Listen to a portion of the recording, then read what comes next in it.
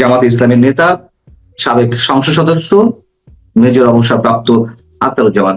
জামাত যে ঘোষণা দিল সকালেই যে বিএনপির নির্বাচিত সদস্যরা যদি সংবিধান সংস্কার পরিষদের সদস্য হিসেবে শপথ না নেয়, তাহলে জামাত কোন ধরনের শপথ নিবে না, অর্থাৎ বয়কট করতে চাচ্ছিল। কিন্তু আমরা পরক্ষণেই দেখলাম যে জামাত শপথ নিল এবং দুটি বিষয় শপথ নিল। কেন জামাত হুট করে সিদ্ধান্ত পরিবর্তন করলো, অথবা তার আগে সিদ্ধান্ত নেওয়ার কারণ কি? না, হুট করে সিদ্ধান্ত নেওয়ার তো প্রশ্ন না। প্রশ্নটা হলো আমরা 11টা পর্যন্ত জানি না যে বিএনপি স্বাক্ষর করবে না। বিএনপি বলেছে স্বাক্ষর করবে না, আগে জানিয়েছে। তখন আমরা বলেছি বিএনপি স্বাক্ষর না করলে জামাত ইসলাম স্বাক্ষর করবে না। পরবর্তীতে জামাত বিএনপি দুইটার মধ্যে একটা স্বাক্ষর করেছে। একটি স্বাক্ষর যখন করেছে, রাজনীতি তো এটা বাইবেলিক না যে যা পুলিশ লেখা আছে আমাদের শুধু সেই অনুযায়ী চলতে হবে। রাজনীতি হলো সময়ের প্রেক্ষাপটে, আলোচনার পরিপ্রেক্ষিতে, ঘটনার কে নিজস্ব নিয়ন্ত্রণে নিয়ে আসার জন্য যে চলমান প্রক্রিয়া, একে আমরা রাজনীতি বলি। রাজনীতি এমন কিছু বিষয় না যেটা বাইরে যাওয়া যাবে না, টেক্সট বুকের বাইরে যাওয়া যাবে না। এখানে আমাদের নির্বাচন অংশগ্রহণ করেছিলাম দুইটি কারণে। একটি হলো সংসদ, কথাটা বলতে দেন, সংসদ নির্বাচন। আরেকটি বলেছি গণভোটে অংশগ্রহণ করার জন্য। এখন আমরা গণভোটে যদি দস্তখত না, তাহলে আমরা বলেছি, কিন্তু পরবর্তীতে আলোচনার পরিপ্রেক্ষিতে দেখা গেছে যে আমাদের সামনে সুযোগ আছে। এখন একটা অচলাবস্থা সৃষ্টি করে জনগণকে বিভ্রান্ত না করে আমরা পরবর্তী সিদ্ধান্ত নিলাম, ঠিক আছে আমরা দুইটাই দস্তখত করব। জামাত ইসলাম অত্যন্ত সততার সঙ্গে, ন্যায়ের সঙ্গে, জনগণের প্রতি শ্রদ্ধা জানিয়ে দুটি সনদে দস্তখত করেছে। এখন আপনি বলছেন আগে না করলেন, এখন কেন করলেন? এতে কি মহাপদ অশুদ্ধ হয়ে গেছে ভাইয়া? এটা নিয়ে আমি এই জন্য বলছি মানুষের মনে তার মানে খুব পরিষ্কার আমরা জনগণের প্রয়োজনে, চাহিদা অনুযায়ী যখন যতটুকু ফ্লেক্সিবল হওয়া দরকার, জামাত ইসলাম ততটুকু ফ্লেক্সিবল হবে।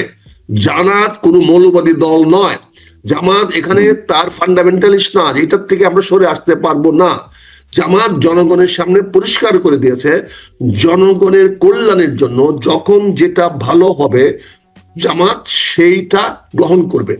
জামাত নিজের এই শর্ট টাইমে জনগণের কাছ থেকে কি ইঙ্গিত পেলেন যে না তারা বলছে দুটি বিষয়ে শপথ নিতে?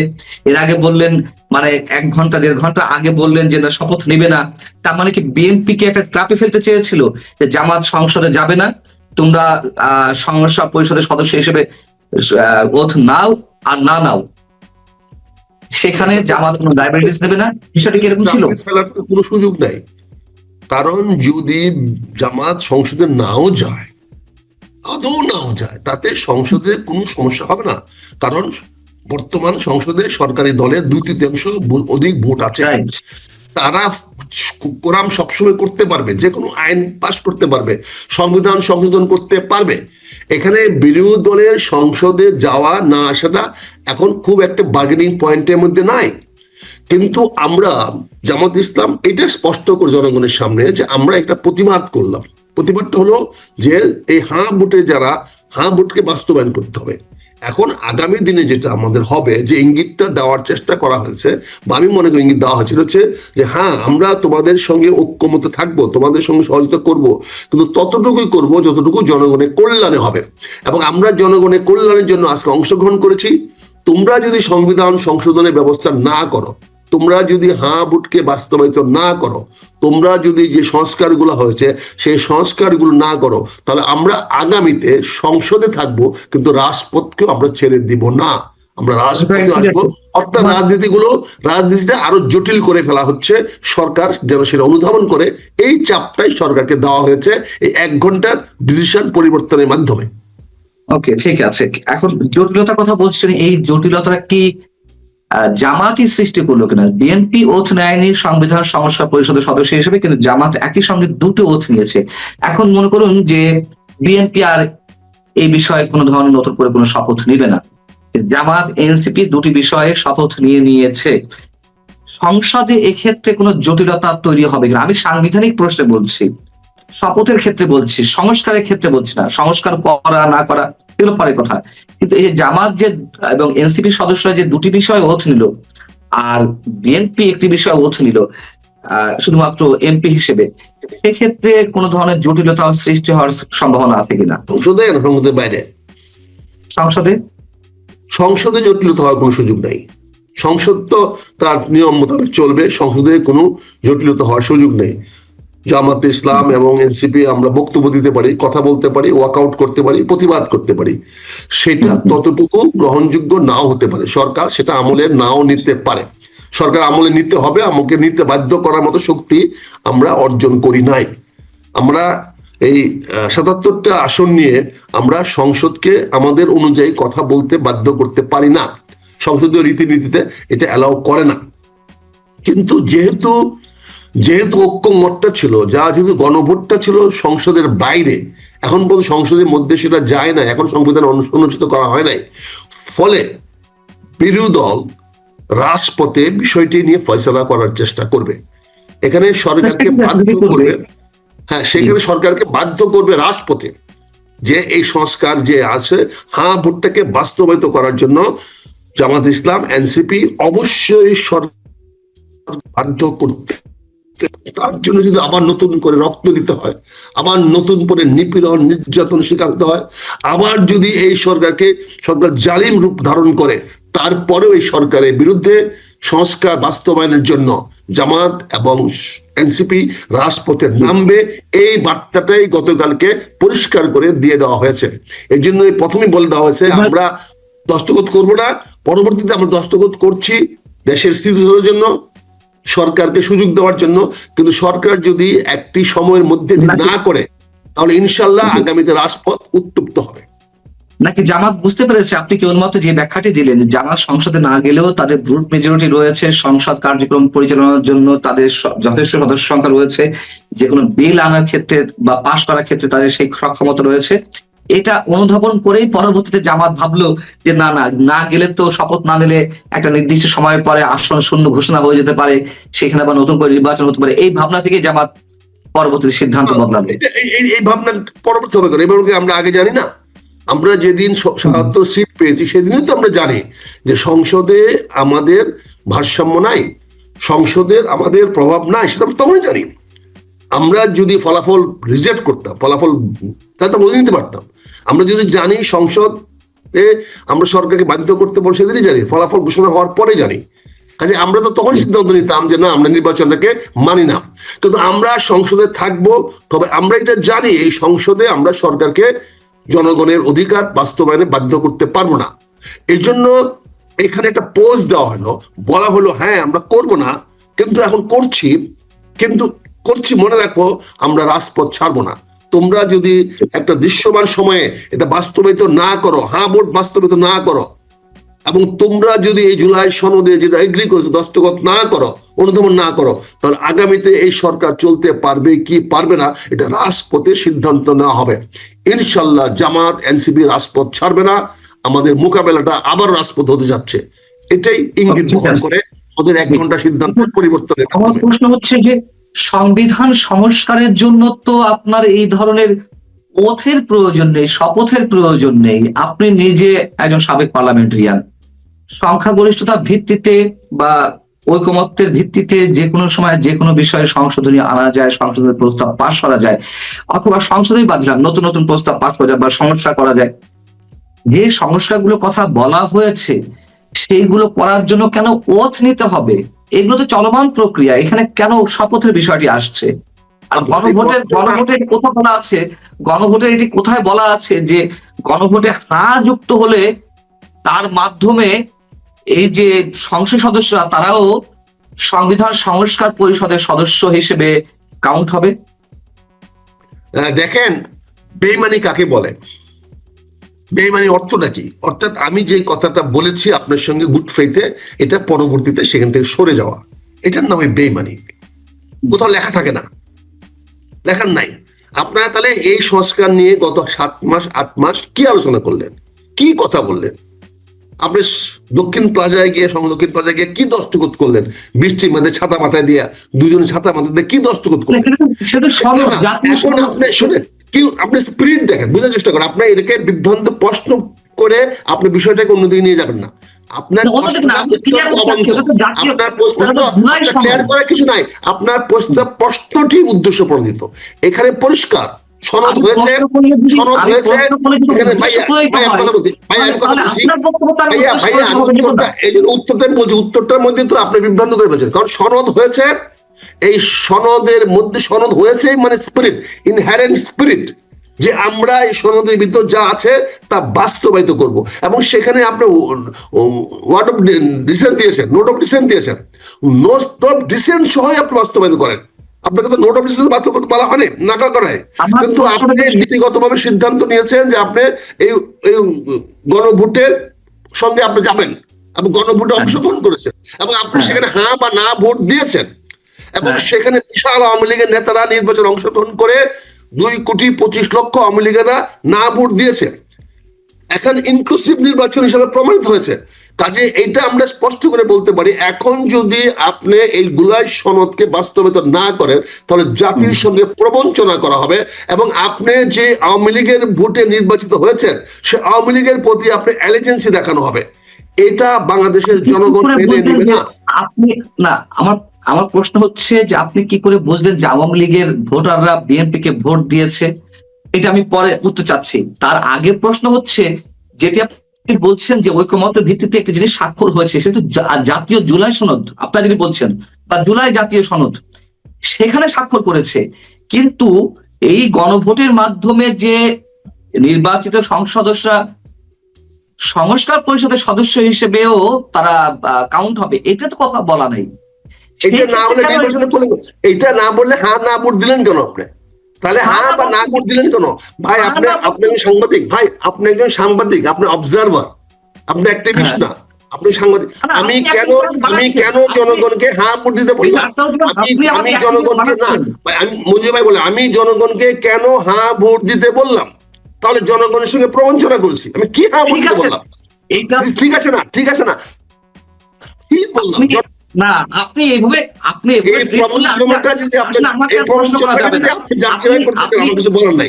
আমাকে সাইনবোর্ড দিয়ে দিলে অ্যাজ এ জার্নালিস্ট আমার আর প্রশ্ন করার কিছু থাকবে না। আপনি অবজারভেশন করতে পারেন, আপনি জার্নালিস্ট, আপনি জানতে চেষ্টা করতে পারেন। আমার জানাটা তো আপনি আমার জানাটা তো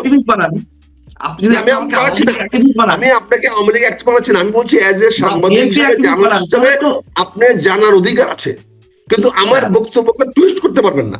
আমার জানাটা আমি যেটা বলবো সেটাকে প্রশ্ন করতে পারবেন না, আমার জানার তথ্যটাকে আপনি প্রশ্ন করতে পারবেন না। আপনি তো আমাকে স্পেসিফিক অ্যানসার দিবেন, অ্যানসার দেওয়ার আগে আপনি আমাকে বিএনপি অ্যাক্টিভিস্ট বা আওয়ামী লীগ অ্যাক্টিভিস্ট বানাচ্ছেন। আমি তো স্পেসিফিক অ্যানসার আপনাকে দিলাম, স্পষ্ট অ্যানসার দিলাম। আমি জানার চেষ্টা করছি, আপনি সেই অ্যানসারটাকে আপনি অন্যদিকে নিয়ে যাওয়ার চেষ্টা করছেন। সরি, আমি অন্যদিকে নিয়ে যাওয়ার চেষ্টা না, বরঞ্চ আপনি উত্তরটা দিতে পারছেন না। আমি বলছি, আমি খুব সুনির্দিষ্ট ভাবে বলেছি, এই গণভোটের মাধ্যমে যে নির্বাচিত এমপিরা সংস্কার পরিষদের সদস্য হবে এবং সেই সদস্য হিসেবে বিবেচিত হয়ে তারা শপথ নেবে, এটি কোথায় লেখা আছে? এটা সংবিধানে লেখা আছে, ওইটা ওই সনদে লেখা আছে, জুলাই সংস্কার সনদ যেটা দস্তখত করেছেন ওইখানে পড়ে দেখেন, ওখানে লেখা আছে যেটা হ্যাঁ এবং এই সংবিধান প্রথম 6 মাস সংসদ বলে সংবিধান সংস্কার করার জন্য কাজ করবে। ওইটা ওই জুলাই সনদে লেখা আছে, জুলাই সনদে যে লেখা আছে তা ঠিক আছে, সনদে লেখা আছে, ওটা পড়েন। আমি তো সেটা অস্বীকার করছি না, আমি কিন্তু এই যে আমি আপনাকে এই টাইপের কোশ্চেন করার আগে কিন্তু আমি একটি শব্দ ইউজ করেছি যে আপনি সাবেক পার্লামেন্টারিয়ান, এবং সংবিধানের কোথায় লেখা আছে বা গণভোটের সঙ্গে সম্পৃক্ত যে কোনো সংজ্ঞায় কোথায় আপনি জাতীয় সনদ তো, জুলাই জাতীয় সনদ তার সংবিধান না, সংবিধানে কোথায় লেখা আছে যে গণভোট সম্পৃক্ত যে কোনো এই ধরনের আয়োজনে তারা সংবিধান সংস্কার পরিষদের সদস্য হিসেবে বা অন্য যে কোনো বিষয়ে ওথ নেবে? এটা তো সংবিধানের অংশ না। আমি সেই বিষয়ে জানতে চেয়েছি। জাতীয় জুলাই সনদ, জি বলুন। আপনি প্রশ্ন করেন, অনেকক্ষণ প্রশ্ন করেন, তারপর আমি একটা হ্যাঁ বা না বলে দেবো। না, আপনি তো বলছেন যে আমি কিছু টুইস্ট করছি, আমি টুইস্টটা কোথায় করলাম? আমি এই প্রশ্ন শেষ করলে পরে হ্যাঁ। আমার প্রশ্ন এটাই যে শপথটা নিতে হবে কিসের আলোকে? সংবিধানের আলোকে তো। আপনি শপথ নিচ্ছেন তো সংবিধানের আলোকে। আপনি প্রশ্ন সংবিধানের শেষ করেন, কোথায়? আপনি প্রশ্ন শেষ করেন, আচ্ছা, আমার প্রশ্ন এটাই, বলুন। তার উত্তরের মধ্যে কথা বলুন না তো। না না, বলবো না, কিন্তু যখন আপনি সাধারণ মানুষকে বিভ্রান্ত করবেন তখন তো আমাকে প্রশ্ন করতে হবে। কিন্তু আপনি প্রশ্ন করে সাধারণ বিভ্রান্ত করবেন, তখন কি করবো আমি? আটকাবো আপনাকে? কারণ আপনাকে আমার এই প্রশ্নের মধ্যে আপনাকে এডিট করবেন, আমার আপনাকে এডিট আমার করবেন, এই আপনাকে প্রশ্নের এডিট মধ্যে করবেন, না আপনি না না, এটা আনকাট দেবো। আপনাকে বললাম, আমি বললাম এটা আপনাকে, আমি আনকার এটা দেওয়ার আনকাট মতো দেবো। পান্না ভাই, আনকার দেওয়ার মতো মানসিক শক্তি আপনার নাই। যাই হোক, সে কথা না। আমি আপনার প্রশ্নের জবাব সরি দিই, সরি আপনি প্রশ্নের সরি না, জবাব দিই, আপনি এই ধরনের কথা বললে আমি আর প্রশ্ন আপনার করবো না, প্রশ্নের আপনি জবাব উত্তর দিই, দিয়ে যান। আপনার প্রশ্নের জবাব দিই। আপনি এই ধরনের কথা বললে আপনি বারবার আমাকে হিউমিলিয়েট করছেন। আপনি আমাকে হিউমিলেট হিউমিলিয়েট করতে পারেন করি, না। এই জন্য আমার হিউমিলেট কোথাও করি ভুল করছি। হলে, হ্যাঁ, আপনাকে আমার হিউমিলেট করছি। সাংবাদিকতা আমি ইথিক্সে, আমার আপনাকে সাংবাদিকতা বারবার ইথিক্সে কোথাও ভুল হলে আমি আমাকে স্বীকার বলতে দেন। করছি। এখানে মনে হচ্ছে আমি আপনার কাউন্টার পার্ট, আমি শুধু আপনাকে প্রশ্ন করে যাচ্ছি, আপনি সাধারণ মানুষকে বিভ্রান্ত করছেন উত্তর ও নিচ্ছেন না, ক্রিয়ার বিষয়ে। প্রশ্ন করে যাচ্ছেন, উত্তর তো নিচ্ছেন জি, না। বলুন, আপনি বলুন প্রশ্ন বলুন। করে যাচ্ছেন, প্রশ্ন করে উত্তর তো নিচ্ছেন না। আপনি তো উত্তর আমি দিচ্ছেন না। এই তো জি, উত্তর বলুন। থামায় দিচ্ছেন, তো উত্তর দিতে গেলে আপনি থামায় দিচ্ছেন, উত্তর দিতে আপনি গেলে থামায় অন্যদিকে দিচ্ছেন। চলে যাচ্ছেন, অন্যদিকে চলে তাহলে কি যাচ্ছেন আপনি। উত্তর কি আপনার মতো করে দিব? উত্তর কি আপনার না উত্তর না দিব? আমি তো আমার উত্তর না দিব। না, আপনি পুরোটা আমি পয়েন্টটা যেদিকে বলুন। যাই উত্তরটা আমি দেবো। প্রথমত বলুন, আমি কোথায় লেখা আছে? আপনাকে কোথায় লেখা আছে? প্রথমত আমি আপনাকে স্বীকার করে নিচ্ছি, আমি আপনাকে হিউমিলিয়েট করার চেষ্টা করি। কারণ আপনি প্রশ্নের মাধ্যমে প্রশ্নগুলা করেন, উত্তরটা আপনি দিয়ে দেন। আমি উত্তর দিতে গেলে আপনাকে আমাকে থামিয়ে দেন, আপনি বলেন যে অন্য দিকে চলে যাচ্ছি। এখানে আপনি প্রশ্ন করেছেন, এই যে আবার কথা বলতে আসছেন। না না, আপনি তো বারবার আমাকে এই যে আবার আমি যা কিছু বলবো, থ্যাংক ইউ ভাই, থ্যাংক ইউ, ধন্যবাদ আপনাকে, ধন্যবাদ ভাই।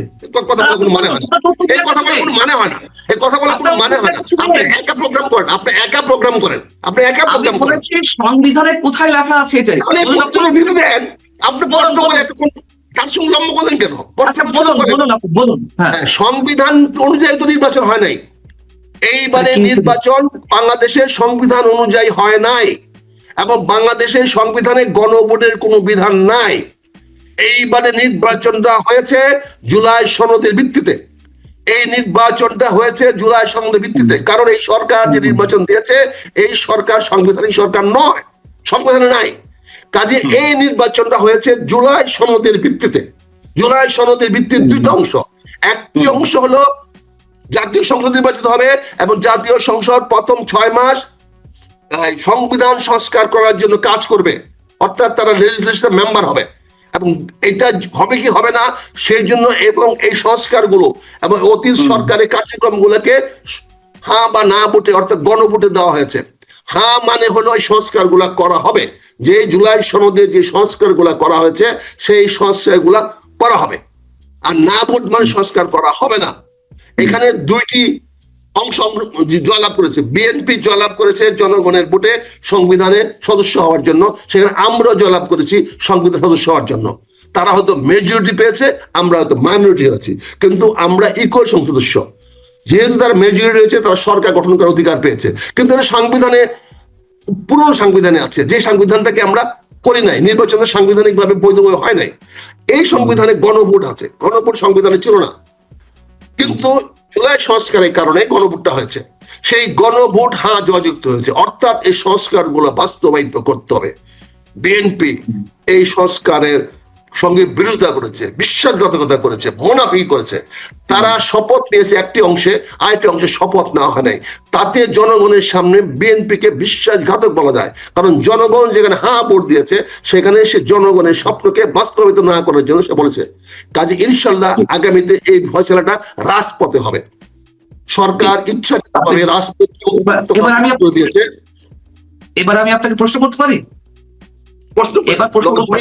ভূমিকা করেন না। ভূমিকা তো কোথাও নেই, আপনি কথা বলতে দেননি, প্রশ্ন করতে দিচ্ছেন না, আমাকে ভূমিকা নিতে হচ্ছে। এখন বিষয় হচ্ছে এই সরকার সাংবিধানিক সরকার ছিল না, এটা আপনার কোথায় বলা আছে? দ্বিতীয়ত কথা হচ্ছে সংবিধানের আলোকে নির্বাচন করা হয়নি, এটি কোথায় লেখা আছে? এটা কে বলছে? কার বক্তব্য এটি? এটি উপদেষ্টা মানে ডক্টর ইউনূস সরকারের বক্তব্য যেটি তারা সাংবিধানিক সরকার নয়, অথবা যে নির্বাচনটি হয়েছে সেটি সাংবিধানিক ভাবে নির্বাচন হচ্ছে না, এটা ইউনূস সরকারের বক্তব্য? সেই সরকারের অধীনেই তো নির্বাচন হয়েছে। আপনি আমাকে দুটি প্রশ্ন উত্তর দেন, হ্যাঁ কিংবা, বা আপনি ব্যাখ্যাও করতে পারেন। তাহলে আমি উত্তর দিচ্ছি, আপনি কথা বলেন না। এই সংবিধানে কি লেখা কোথাও আছে যে অন্তর্বর্তীকালীন সরকার হবে? এই সংবিধানে কি কোথাও আছে অন্তর্বর্তীকালীন সরকারের অধীনে একটি জাতীয় সংসদ নির্বাচন হবে? এই সংসদে কি লেখা আছে যে একটি গণভোট হবে? তাহলে এই কাজগুলো কেন হলো, কি কারণে হলো? এই কারণ হয়েছে ঐক্যমতের ভিত্তিতে, জাতীয় ঐক্যমতের ভিত্তিতে এই কাজগুলো হয়েছে। এই জাতীয় ঐক্যমতের ভিত্তিতে বিপ্লবোত্তর, জুলাই বিপ্লবোত্তর অন্তর্বর্তী সরকারকে জনগণ মেনে নিয়েছে। এটা বিপ্লবের ফসল, এটা জুলাই উত্তর ফসল, এটা সাংবিধানিক ফসল নয়। কারণ সংবিধানের লেখার প্রশ্ন নয়। এই নির্বাচনটা হয়েছে ঐক্যমতের ভিত্তিতে। ঐক্যমত ছিল কি, যে আমরা সংসদ নির্বাচন করব, সঙ্গে সঙ্গে গণভোট করব, এবং যে গণভোট যে ফলাফল হবে সেটা আমরা মেনে নেব, আর সংসদ নির্বাচনে যে ফলাফল সেটা আমরা মেনে নেব।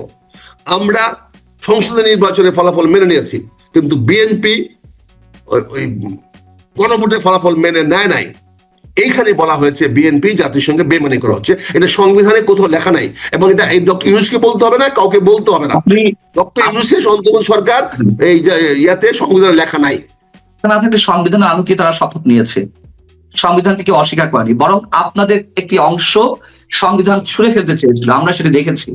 এবং দ্বিতীয় প্রশ্ন হচ্ছে, আপনারা এত এত কথা বলছেন জামাত, এনসিপি, যে সবকিছু জনগণের ভিত্তিতে হয়েছে, জনগণ কোথায় এগুলো মেনে নিয়েছে?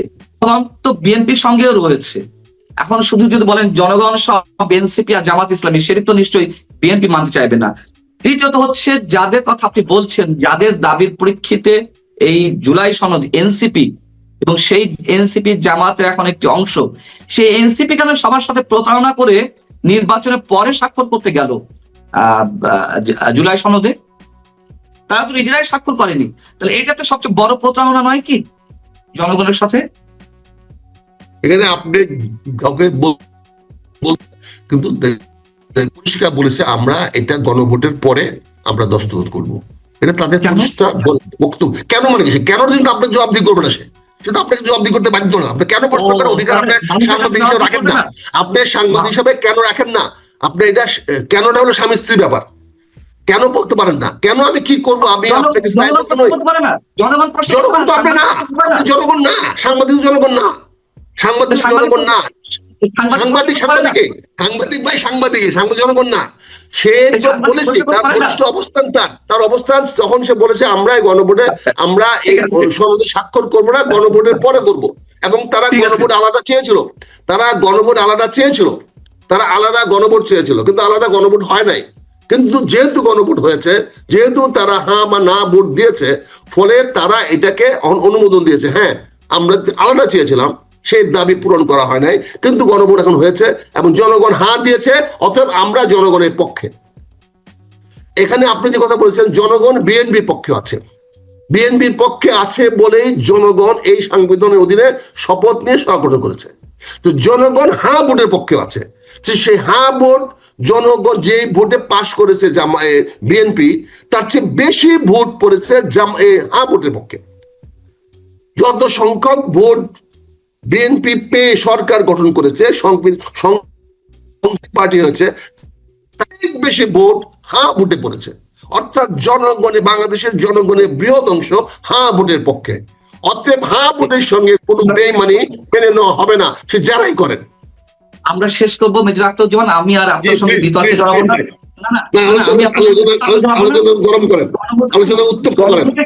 গণভোটে কিভাবে মানুষ বেশি ভোট দেয় সেটি নিয়েও প্রশ্ন আছে, এবং গণভোটে কোন কোন সেন্টারে 284%, সেটির প্রমাণও আমাদের কাছে আছে। এবং শুধু